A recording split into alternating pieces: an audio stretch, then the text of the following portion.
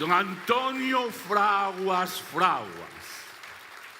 en este camiño desde Cotobade para recorrer todo Galicia e abrazar so apóstol Santiago. E ora vos vou contar unha historia.